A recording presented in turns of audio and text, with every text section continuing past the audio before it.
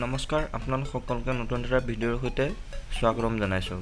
আজিৰ এই ভিডিঅ'টোৰ জৰিয়তে আপোনালোকে শিকিব পাৰিব কেনেকৈ অসম গ্ৰামীণ বিকাশ বেংকৰ একাউণ্ট অপেনিং ফৰ্মখন নিজে ফিল কৰিব পাৰিব অতি সহজত। এইখনে হয় অসম গ্ৰামীণ বিকাশ বেংকৰ একাউণ্ট অপেনিং ফৰ্ম। ইয়াত আপোনালোকে ওপৰত দেখিবলৈ পাইছে ব্ৰাঞ্চ। আপোনাৰ ওচৰত যিটো অসম গ্ৰামীণ বিকাশ বেংকৰ ব্ৰাঞ্চ আছে, ব্ৰাঞ্চটোৰ নাম দি দিব।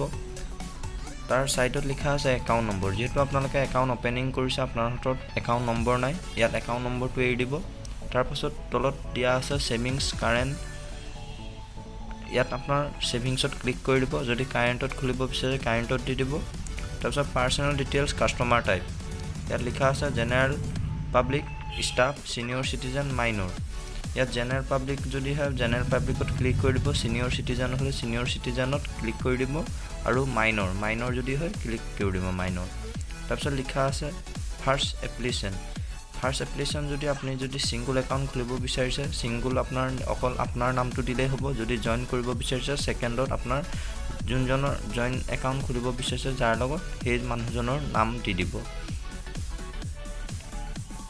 তাৰপিছত লিখা আছে if any of the application are exiting account holder please mention the customer identification number। ইয়াত লিখা আছে customer ID, first application, second application. যেহেতু আপোনাৰ একাউণ্ট অপেনিং কৰিছে, আপোনাৰ হাতত কাষ্টমাৰ আইডি নাই, আপুনি এইটো এৰি দিব।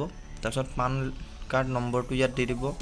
পান কাৰ্ড যদি আপোনাৰ নাই, যদি ফৰ্ম 60 আৰু 61 ফিল কৰি দিব। পেমেণ্ট ডিটেইলছ, আপুনি একাউণ্ট অপেনিং কৰাৰ টাইমত আপোনালোকে কিমান টকা জমা কৰিব বিচাৰিছে। যদি 500 টকা হয় 500, 1000 যদি হয় 1000 টকা।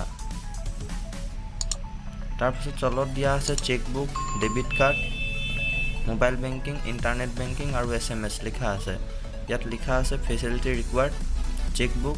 যদি চেকবুক লাগে ক্লিক কৰি দিব চেকবুকত। ডেবিট কাৰ্ড যদি লাগে ডেবিট কাৰ্ড ক্লিক কৰি দিব। SMS-ত যদি এলাৰ্ট লাগে SMS এলাৰ্টত ক্লিক কৰি দিব। মোবাইল বেংকিং যদি আপোনাৰ সুবিধা লাগে মোবাইল বেংকিঙত ক্লিক কৰি দিব। তাৰপিছত মোবাইল নম্বৰটো আপোনাৰ ৰেজিষ্টাৰ মোবাইল নম্বৰ যিটো বেংকত দিব বিচাৰিছে আপোনাৰ সেইটো মোবাইল নম্বৰটো দি দিব ভালকৈ। ইমেইল আইডি যদি আছে ইমেইল আইডিটো দি দিব। ব্লক লেটাৰত ইয়াত লিখা আছে write in block letter only, block লেটাৰত দি দিব।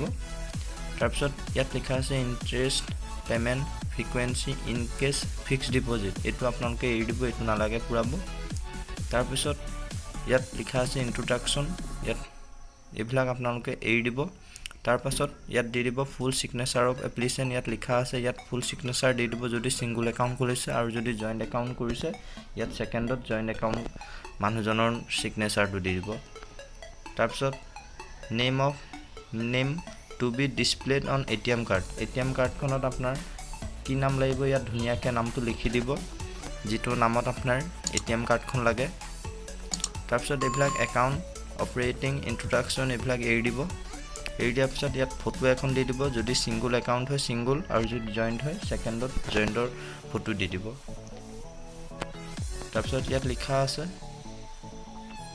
ইয়াত এইবিলাক এৰি দিব। তাৰপিছত নমিনি লিখা আছে, নমিনিত আপোনালোকে নমিনিৰ নাম দি দিব, এড্ৰেছ দি দিব, জেগাৰ নাম দি দিব, ডেট দি দিব। তাৰপিছত ইয়াত ৰিলেশ্যন আপোনাৰ কি হয় নমিনি তেনেকৈ দি দিব। তাৰপিছত nominee minor is her date of বাৰ্থটো বহাই দিব নমিনিৰ। তাৰপিছত এইবিলাক এৰি দিব ফৰ বেংক ইউজ অনলি, এইখিনি একো পূৰাব নালাগে।